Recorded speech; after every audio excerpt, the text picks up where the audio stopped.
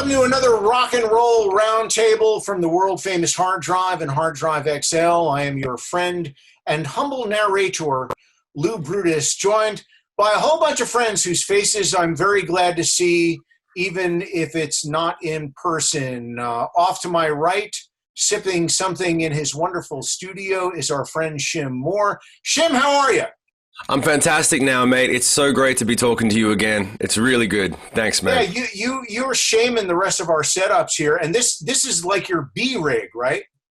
Yeah, we were just talking about that before we started. I have a new PC that dude, the tech on this stuff is intense. Learning a whole new profession just so that you can get your stuff looking and sounding good out to a Twitch stream so that you can entertain people and keep them engaged.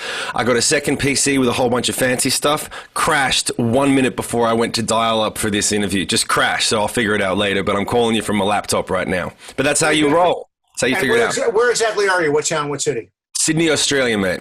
Ugh. And things are kind of tight there now these days, right? Things are tight, not as bad as where you guys are at, man. I do regular checkups to all my friends in the States every couple of days just to check in on how it is. We're doing okay over here comparatively. But yeah, things are still locked down. That's why I set the studio up. I'm basically a hermit now. Excellent. Well, Shim, it's good to have you, and it's also good to have our close personal friends in Royal Bliss, Neil and Taylor, Jake and Brian. Good to see you all. How are you? Good, man. Doing really good, actually. Where exactly are you guys? We're in the beautiful state of Utah in Salt Lake City, sitting in my living room with my pet tiger, and Taylor, and Shadow the tour poodle is running around. Probably gonna Where's Shadow? I want to see Shadow. She's going to go find my dog, and then they're going to get pissed off at each other. My dog's this little black Karen Terrier. Yeah, I want to see all the pups.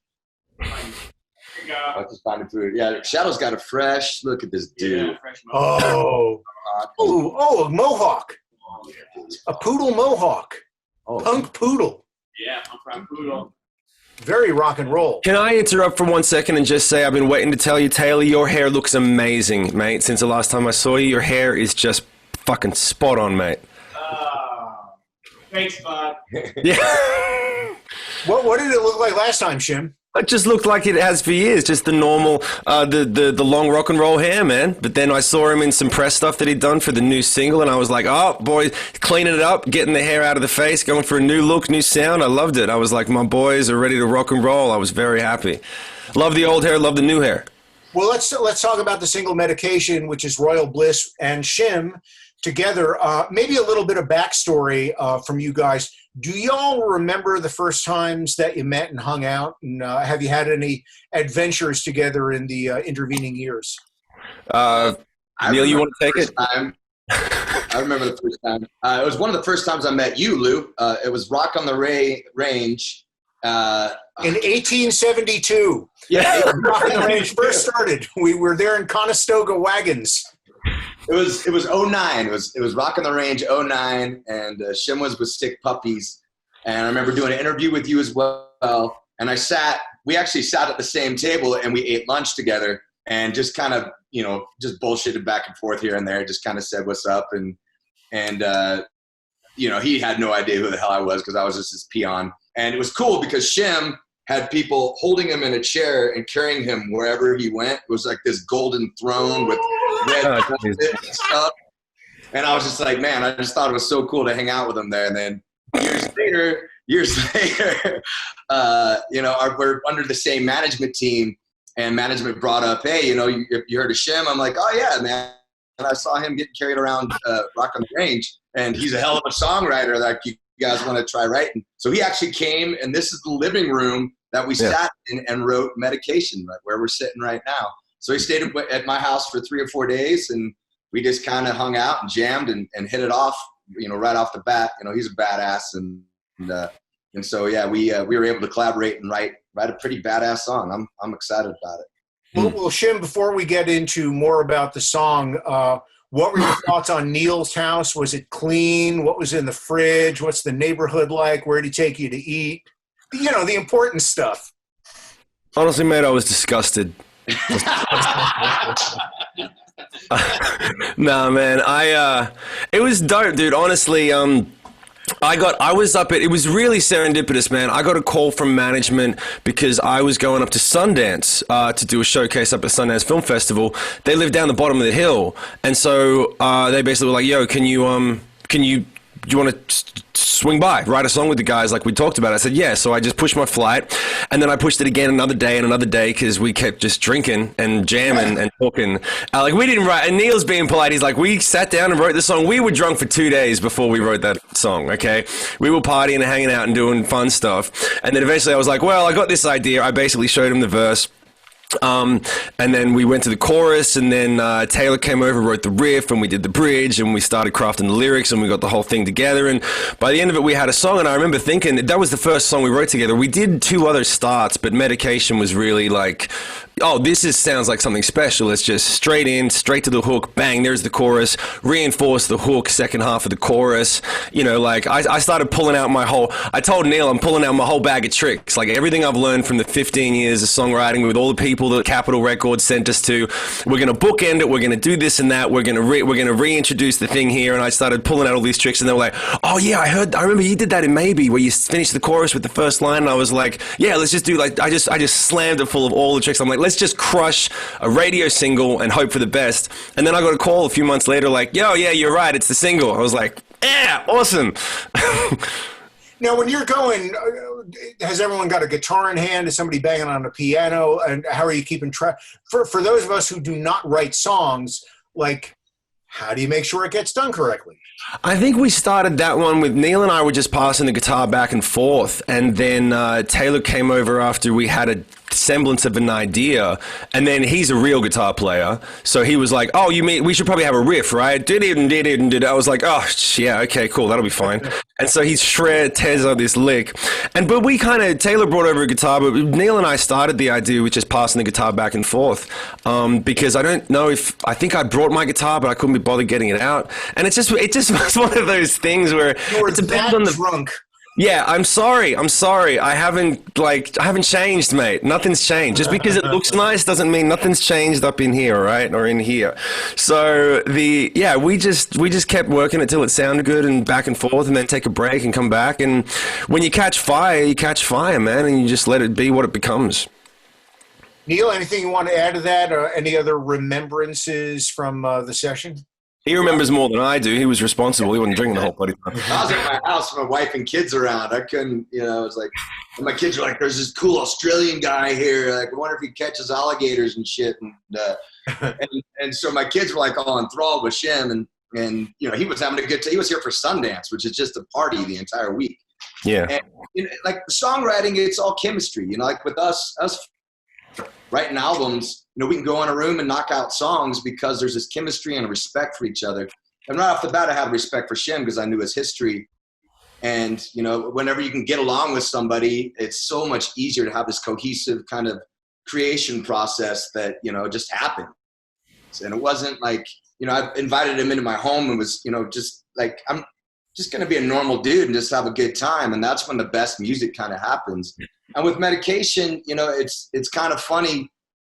Not funny, but the way the world's kind of gone right now, and the whole music video, the process with the music video too is music is our medication. Whenever we originally wrote the song, we didn't really, we were talking about, music is medication, a few other things, but now the way the world is, like, it's so true what music is to people. And when you talk to them, like when we play some of these live shows that we've been able to play, people are crying when they walk in and they haven't seen a concert in 4 months, and you realize the medicine that music is for people. And so we kind of utilized that with the meaning of the song and the music video, and everything just kind of came together. So from, me and Taylor and Shim and just working together right off the bat, it's just been a really good, the chemistry's been awesome. Just the way it's flowed out. So, I would be curious to hear from everyone on how you yourselves are ingesting and listening to music lately. I know a number of people who, because they ingest music almost as comfort food sometimes in these, horrible things that we're going through right now, a lot of people are going back to music almost like comfort food, where they're going for older nostalgic stuff. Do any of you guys, have you dove into stuff that you haven't listened to since you were a teenager, or found a new appreciation for older songs or artists that you hadn't listened to for a long time? Neil, why don't you go ahead and Neil and the band take this for a second, because I've got a point on this, but I don't want to steamroll like I do sometimes. So go ahead, Neil. I would just say recently the band's we dove into some classic rock, and we've been covering our Led Zeppelin tune. Super random, but for us to agree on a cover song is very rare. And someone threw out Going to California, and like we just rolled with it. So we've been kind of playing that kind of off that vibe lately. It's been pretty cool. So Right. And me personally, it's like I've been doing exactly what you've been saying, Lou. Like kind of going back to songs I listened to when I was a kid. A lot of the '90s rock. The Soundgarden has been heavy on my streaming, and even some really old school Royal Bliss. Believe it or not, like my kids love the old Royal Bliss, and I never listened to it. And like we went up, I just barely got back from the mountains, fishing in the mountains with my boys. And my youngest son, he's 8 years old. He wanted to listen to one of our oldest records because he loves it. And it was interesting to go back and listen to, where I was at that moment of writing those songs. And I found myself doing that quite a few times over the past couple months, where I'll go back and listen to a song I wrote and remember where I was when I wrote it. Because a lot of the times it'll bring back a positive memory of that time and why we're still doing it. This is extremely hard to survive through what we're going through. And music is that thing that no matter how shitty of a day you're having, or if you're depressed or whatever, there's always a song that is the medicine for that particular moment. And, I've been using music because I've been completely sober, believe it or not, for about 7 months. And, Jesus. And so, yeah, I know, right? And so music has been my drug even more so now than before, where I would have drank myself into a stupor by this time. By the way, and I know I want to get Shim started on the same answer, but a quick aside, Neil, you mentioned your love of Soundgarden. Some quick thoughts on the Chris Cornell cover of Patience. You guys, he did it his own way. It's cool. Yeah. Okay. It's Chris Cornell, man, and I like it when you can feel that the person feels the song that they're covering. Where they're not covering the song just to cover a cool song that everybody's gonna like. And every cover that Chris has done, you can tell that he feels the lyrics and he feels that song as if he wrote it himself. And so that's, every Chris Cornell song, it's he attaches himself to it. So that's what's good about it. Good. Okay, now Shim, back over to you. So You're so professional, Lou. yeah, well, it's this or dig ditches. I have no Dude, idea. I know. I've done both, mate. I get it. No, well, here's... reaching into, nostalgic stuff to possibly listen to. I have very strong opinions about this, because music is my profession and music is my calling. And I agree with the guys and I agree with you. And I'm interested in your opinions as well, Lou. But I am doing the best that I can to avoid falling into the trap of using old music as an escape 100% of the time. And one of the things that I've focused my energy on doing, and this isn't designed to be a plug, but it is a plug, is that I started doing these things called lockdown sessions on Friday nights, which are the live streams on Twitch, because I wanted to, I was like, whatever music is created in this time is going to be a time capsule to listen to 5, 10, 20 years from now, where we will listen back and go, that's because the reason we listen to the music like Soundgarden or any of the things that were mentioned is because it's a time capsule. It takes you back to better times. These are the hardest times we've ever been through. It doesn't mean that we should switch off completely. We need, in my opinion, I feel like I need to actively create things to keep myself above water and motivated, and not ignore the world and shut it out, because then none of us are participating in what the future will become. And so what I've started doing is collaboratively writing songs on the stream with anyone who shows up, and taking their lyrics and their inspiration, their plight, what they're going through, their perception of what's happening, and creating songs that are better than some of the other stuff I've ever done, because it's a different perspective. And I'm alchemizing all of these things from all these different walks of life into new music that is helping everyone collaboratively get through the day or the weekend or the entire period of life. And I find myself going back and listening to old songs for a short period of time, but then I feel like when I have something like the lockdown session or the VIP sessions, which is basically a private Zoom concert like this, with 12 people, I do minimum 12 people, and they can each request a song, and I play the songs, but we discuss music and we discuss the future and how you're doing in your part of the world, and we talk like you would at a bar or at a friend's house, like the boys are sitting in Neil's living room now, like, because we need it. We can't just put on our headphones and shut off or play a video game. We need to discuss things.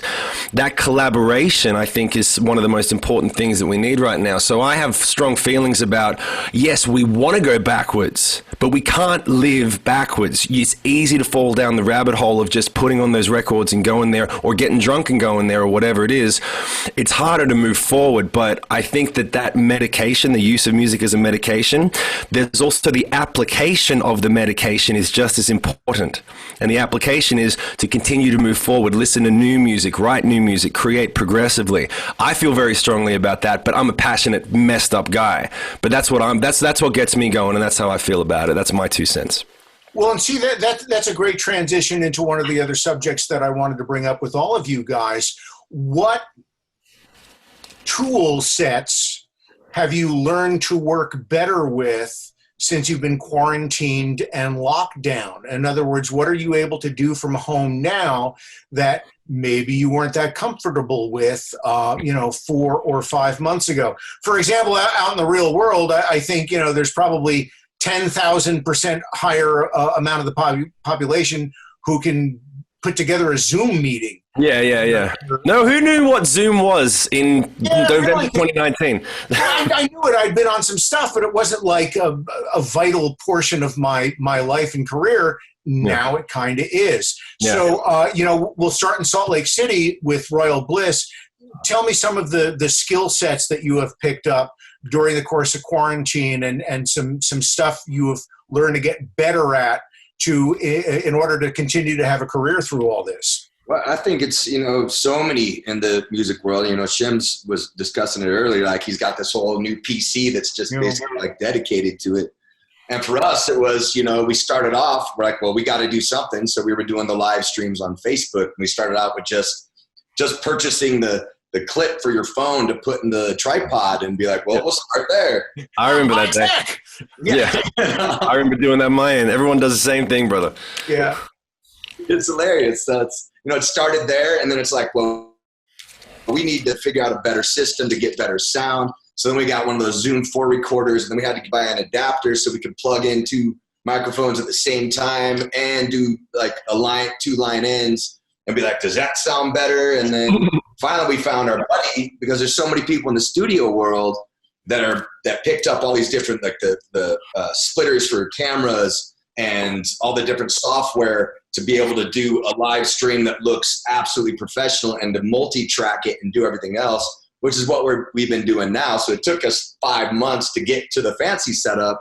Yeah. But now it's like we're able to do these kick-ass streams that are like a professional high-grade like DVD back in the day that you'd buy and watch this concert, where you got a guy, on the Steadicam going back and forth, and a guy on a switcher hitting the cameras, and with a multi-track mixing at the same time. So people get a really good experience instead of just your phone on a tripod. Like the streaming thing, and it's been big for us. It's been one of the ways that we've been able to, survive, because our fans are donating, and then we're coming up with cool merchandise items, and to keep people, just engaged, keep people engaged and stay relevant. And so it's something I think we'll continue to do, because you can't be everywhere in the world.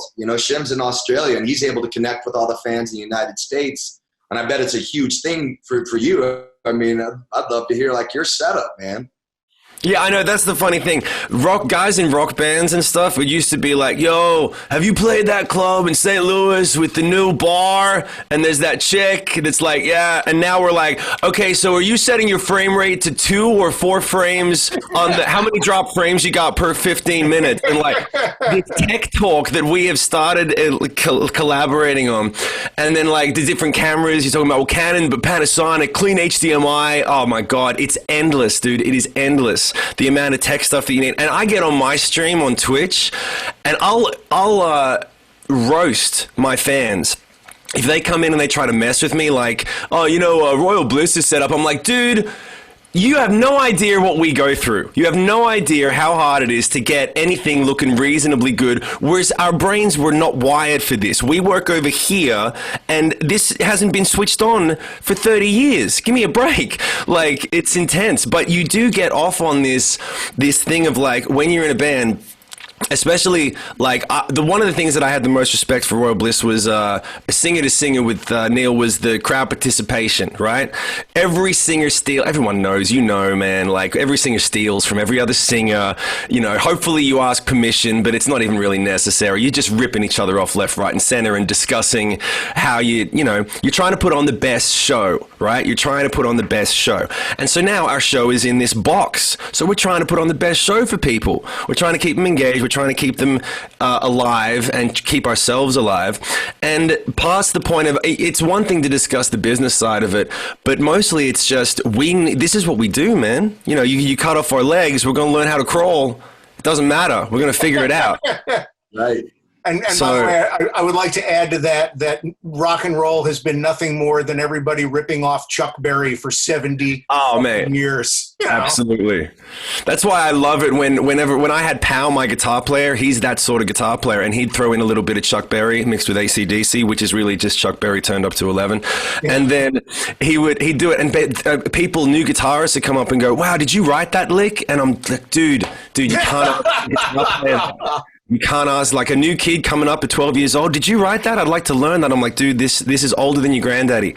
So, yeah. But I think that, like, I've been getting off on the concept of just figuring out, like Neil said, how much value can you pack into things like a live stream? Like, I live stream 5 days a week now. I'm doing covers. I'm doing songwriting sessions. I got my VIPs where it's like 12 people minimum, like I said, where you come and we hang out together just like we're doing now, just to keep it alive, Well, and again, I would have to think that any of this that you guys do, along with it, of course, furthering your career and keeping you in the eye, it helps keep you sane while you're locked up, because the folks that I feel the worst for right now, other than people who are obviously ill, are the ones who are dealing with being shut in, and they're going fucking stir crazy right now. I mean, luckily, look behind me, that's only a small portion of my library, and I've got hundreds of films and tens of thousands of albums. So,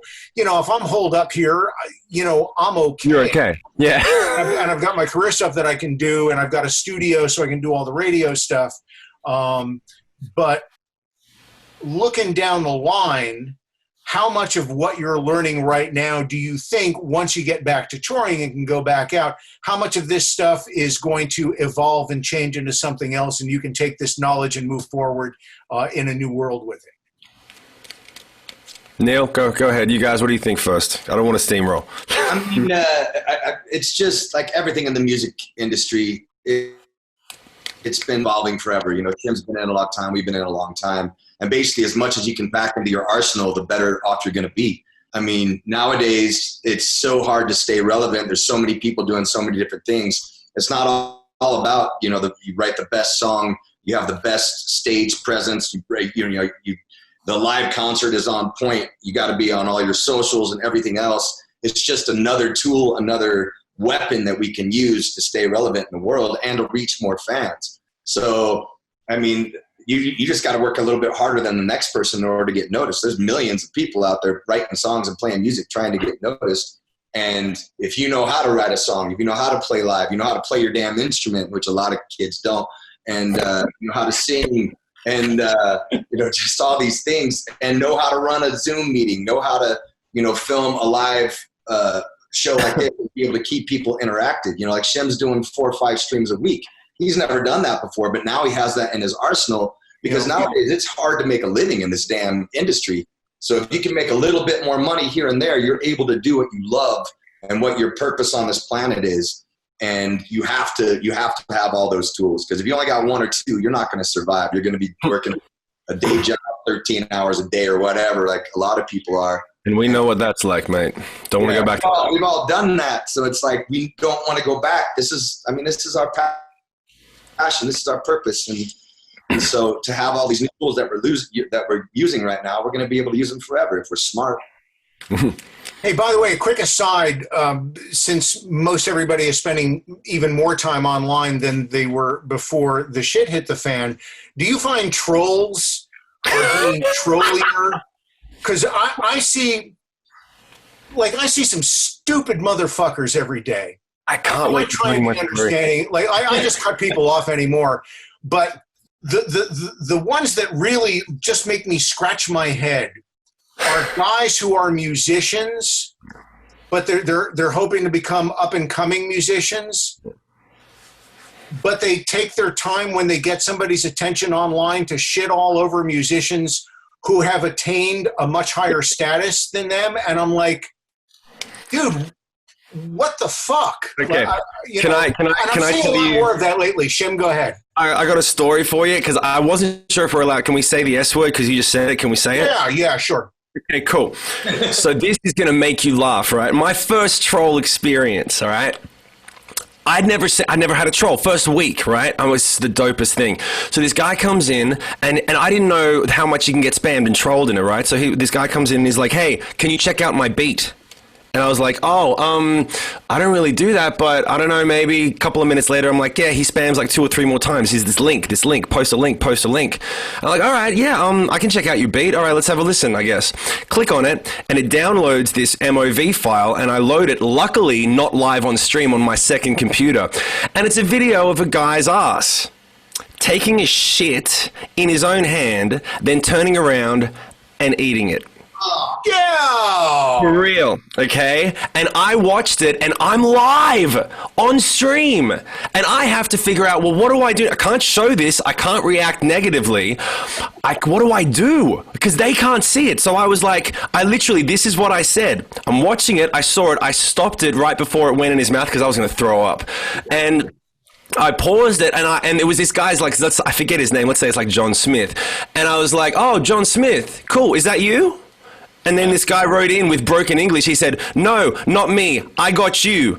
And I said, no, I understand, man. So that's a video of you? That's what you wanted me to see? You eating your own shit? That's what you're into? He said, no, you misunderstand, fuck. You misunderstand. I get you. I said, no, I understand. Everyone, look, it's all no bigotry here, man. Everyone's interested in their own fetishes and their own thing. If you like to eat your own shit, if you're a shit-eating guy, then that's cool with me. I just want everyone here to know that you eat your own shit. Right? So that's what you do, right? And he's like, no, I get you. You not get me. And I was like, no one get each other, mate. We're all friends here. You eat shit, I write song. Okay. And he just was like, he couldn't fucking handle it, and he bounced. But after that, I get many less trolls. I get many less trolls from that shit, because I will tear you up. If you come in my stream and fuck with me, I have got such a supportive community. I mean, my new project is called the Hollywood Rebellion. These people are intense. If you come in and we are very supportive of each other with the songwriting. There was one guy that came in and took a dump on someone else's lyrical idea. He got booted out by someone beneath a mod. He got ripped out of the stream. Like there's no time and patience for negativity. There's enough in the real world, man. Now, when you say he took a dump on somebody else's song, you mean this in more of a figurative sense? That is the metaphorical sense. Yes. There's not. My stream is not a bunch of shitting, ladies and gentlemen. Okay. Not a bunch of shitting. You know, I've been doing HardDrive now for a little over 24 years, and I think I can safely say that was the closest we've come to a 2 girls, 1 cup situation. But we got it before our 25th anniversary. So if we're lucky enough to make it to the next 4th of July and we do a big 25th anniversary, that story I can guarantee is going to be in it. I'm glad I can help, mate. Thank you. Okay, over to Royal Bliss. First of all, Stop that, boys. Stop that. Has there been any? Do we have any defecation stories? Let's just get right to it. Defecation. And by the way, I want everybody to understand. I'm not judging. I mean, I'm earlier this year that has a chapter about Motley Crue's crew tricking me into watching an animal porn film where a pig is banging human women. So Jeez. again, I ain't judging. I'm the last guy to judge. Right, me neither. It's whatever you're into. Yeah, I read his book. I didn't read that. Yeah, you gotta read the book. It's good. God bless Nick the fucking pig. Yeah. So what are you guys in SLC? What have you got to match up with the horrors that Shim and I have just thrown at you? We're wholesome people here in Utah. I don't Neil's been sober for 7 months, man. They got nothing. We have no stories. Yeah. Like homeless people shit on my street, but that's Yeah, see, he lives across the street from a homeless shelter. Well, he did. So basically, all day he just sits there with binoculars in the sidewalk and do drug deals and steal his bicycle. So that's That's too bad. They installed a new Verizon 5G tower right down the street from me, and somebody shit on it. Like literally, just a turd sitting like dripping down. Oh, dude. Okay. By the way, the stream is being brought to you by KO Pectate. Thank you. Thank you for joining us. Well, one last thing, Neil, you mentioned sobriety a couple of times. Was this a on purpose, like I got to stop kind of thing, or just I'm going to chill out for a while? Yeah, I mean, it was kind of a challenge. I mean, well, like last year, we were out on tour with Hinder, and my voice kind of crapped out on stage. And, it was another one of those moments where, it just completely stopped and scared the shit out of me because without my voice, I feel like I'm worthless.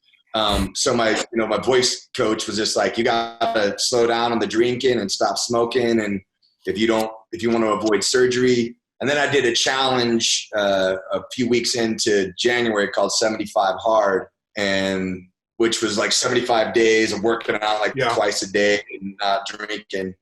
And then I just decided, I haven't been like sober for longer than 5 months since I was 15. And I'm like, I'm going to go a whole year. And then whenever all this went down, it's, we're not making a bunch of money right now. So it saved us about $6,000 a month. And so, it's just one of those things where I've always been hard on myself for weight and my health and everything else. And it's been one of the best things I've done. Yeah, I've been out camping with my family like 6 times, and I've been, running every day and encouraging my boys and playing in the pool and doing all these things that normally, we'd play shows on the weekend and it takes me 3 days to recover from a hangover because I drink so damn much. So realistically, it's about time I put my big boy pants on and start taking, what we do as a band seriously. And it is a business, and we all run our business a lot better when we're sober. And so I don't know, it's been good. And it's the first record. We just wrote an entire album. We've written I think 22 songs and recorded 17 of them over this time frame. It's exactly like what Shim said is, we documented this time frame, like so many of the lyrics and everything that's coming out. It's a little bit with my struggles and a bit about what's going on in the world right now. So it was interesting writing a record sober though, because I've never done that. Like our big record with Capitol, I don't even remember recording the album, and that was probably our biggest album because it was just 3 months of nonstop drinking and smoking, and I woke up on the day 92 and was just like, oh fuck, we got to do a record, and everybody's, it's already recorded, and I'm like, oh shit. But it turned out funny. That's funny and sad at the same time. Correct. It was funny because I was in Portland where we did that album, and I was out sober, and I was out kayaking in the Willamette River before I went into the studio, and just kayaking and just being out there underneath a waterfall, and I was doing a live story on Instagram, and my mom called me crying, just like, I just like so moved. She's just like, I'm just so grateful that you're sober right now. My mom's going through cancer. She's stage 4. And so being sober for her is also a big thing where, like they get to see me that I've lost weight and I'm healthy. And my mom and dad are just like, man, just stay with it. Because they've seen me go through the struggles over 23 years. And that moment on the river where I was like, man, it's a damn shame that I was up here and my first major label record, I was so drunk the whole time. Sure, the record turned out awesome, but it was just a party. I mean, it was rock and roll, but I was so grateful. Like this moment, I remember it every day. I remember every moment. All the lyrics were from the heart and, you know, and from a clear mind. And to hear what my mom said back to that was just, I mean, that was all I needed to continue my sobriety. Well, good for you. I only drank once for 30 years straight. Never became addicted. I handled it very well. Shim, you're drinking at this second, aren't you? Oh, no, man. I'm an Aussie. That's a whole nother podcast, mate. That's a whole nother conversation. I don't want to get into that because Neil's going to put me to shame. But I did have. Can I ask you a question? Lou? Me a question? Sure. Yeah. Going back to the question that you asked Neil, and I gave a little bit of in one of the VIP sessions that I did just yesterday. There's a kid that came in and he bought a ticket to my VIP session because he said, "I've been watching your streams. I look up to you, and I'm really enjoying learning about the process of making music. I want to be an audio engineer. I want to get into the music business." And he's 19, and I said, "Dude, best thing I can tell you is to learn everything. Don't just learn how to do the sound. Learn how to do your Facebook videos. Learn the algorithm. Learn visual as well as audio. Learn PC. Learn how to work with people. Learn how to be musical, even if you're not a musician." I basically said, like, in this day and age, you, a 19-year-old now, the young people who are coming up, we're the old dogs, man. We're old dogs learning new tricks. Whereas to the young people, these are just the tricks. They're not new tricks. This is what you have to do.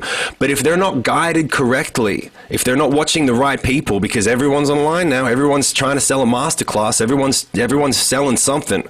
So if you get the wrong advice, you can go down the wrong road. What would you say to young people who are coming up in your business or in this business, and also your perspective on it, considering the changes that you've just brought up? I mean, honest to God truth, I tell them something very close to what you just said. To folks who tell me they want to go into radio, the first thing I always say is, don't do it. Go back to the trap. I'm done for. And I mean that fairly seriously. Me too. But I tell them, listen, you need to know everything that you can know about everything. You need to know everything that you can, not only about the broadcast business, if you want to be in radio or some sort of music presentation media, because it's all sort of melding together and the boundaries are either gone or being erased as we speak. So you need to know how all of that stuff works. Excuse me. It also helps to know about every kind of music that there is. I've always been terribly interested in most every kind of music, at least having some sort of working knowledge of all different genres.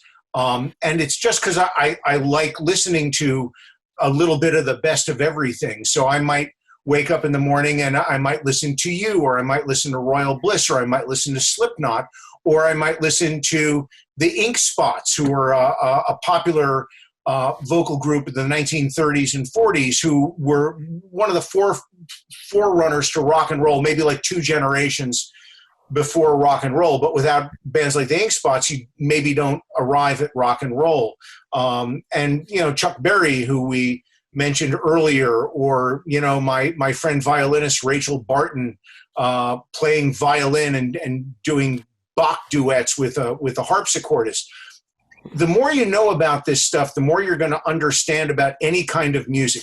If you can understand the whole ball of wax, or at least get an understanding of all the different genres and how they've interacted with one another historically and in a business sense through the years, you'll be able to recognize trends, and you'll be able to recognize how things work, and it will make you a better professional, and it will also make you a more interesting person for artists to speak to, because no matter what they bring up, you will have some sort of background in it, and you can converse intelligently about it. And I could probably ramble on for another 10 or 15 minutes. Does that answer the question, you think? Yeah, no, but so basically the same thing. It's like, it's not, because I know like 20 years ago, 10 years ago, it was always something different. When I first started, I made the first viral video, and everyone came, free hugs video. Yeah. That's what it takes. You got to make a video. That was one of the things you and I first spoke about the first time we met, which was at Rock on the Range. And when we spoke about that, times were different. We probably would have had a different answer, right? So I think it's important now because and then 10 years earlier in the 2000s, it would have been, well, you just got to get on tour with Limp Bizkit or Linkin Park. You got to get on tour with a band. That's how you break. Fuck a video. What's a viral video? And now it's like, well, now the answer is, well, it takes, like you just said, it'd take an hour to go through. Well, you need to learn your tech. You need to learn a little bit about how to talk to people. You need to have a well-versed, everything all combined. And I think that a lot of young people would be like, well, I just need to get good at writing music, right? Well, yeah, but you got to do a bunch of other stuff. How can you have to really sort of massage the information as you give it to people and say, you actually need to think about things differently in this day and age. 2020 has shown more than ever. If you were just a touring band, if you didn't know how to do any of this stuff, if you just did touring, you didn't write songs, you didn't produce anything, you didn't do nothing else but playing guitar and being on stage, you're in a bad situation right now. You're stuck. And quick aside about that, when do you think touring will begin to resemble what touring was? I have a very good point on that. I think that, and this is my humble opinion, okay? This is just my humble opinion. I think that for people who are professional, the question is irrelevant. This is my humble opinion. I think that the question should be, what are you doing until touring starts up, considering that no one has an answer to the question?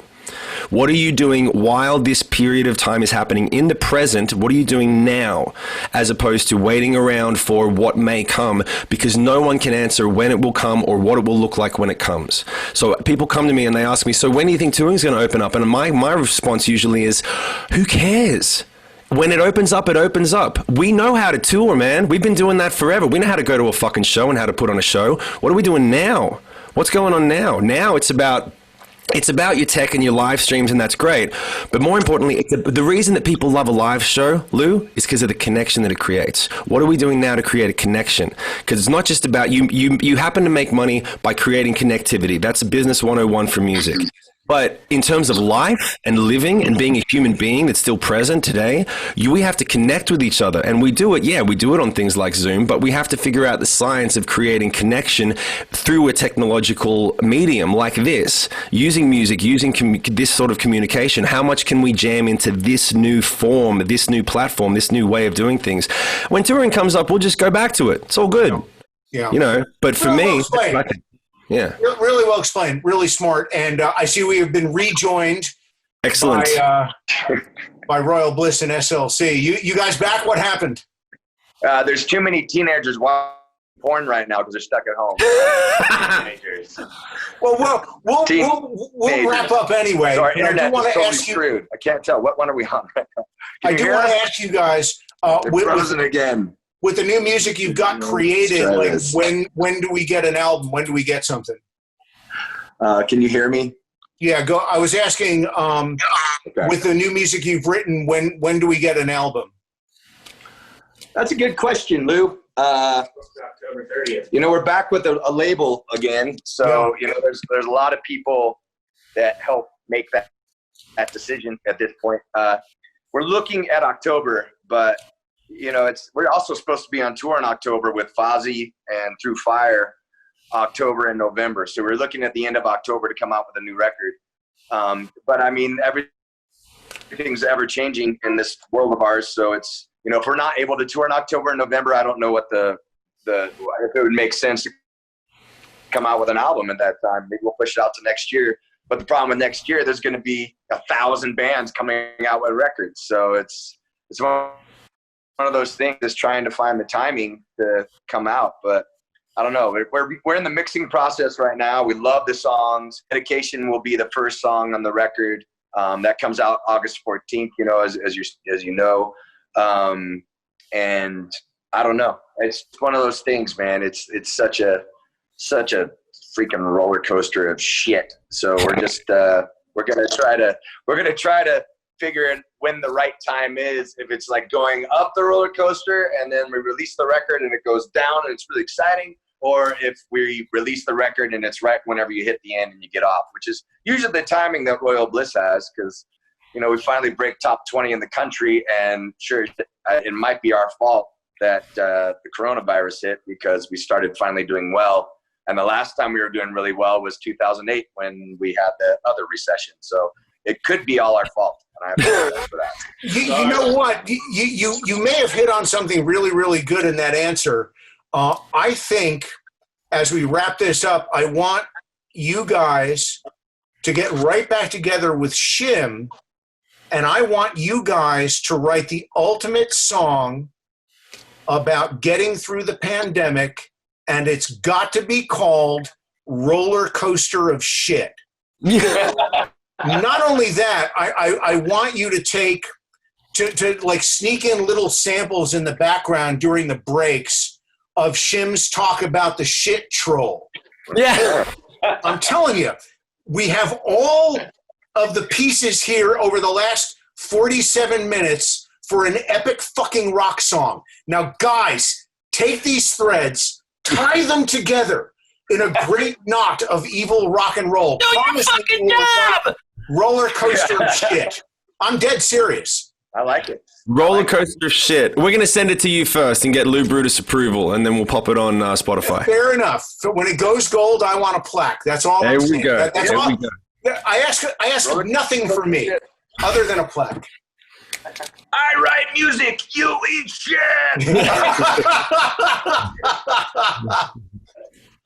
I write music, you eat shit. I got a hit, roller coaster of shit. There's something there. Hey, listen, I thank you all for all of the time. It's good to see you. It would be better to see you in person, but Lord knows when that's going to happen again. So down in Sydney, Australia, SHIM Moore. SHIM, good to see you. And you sound great. You look great. Thank you, man. All on the streams, man.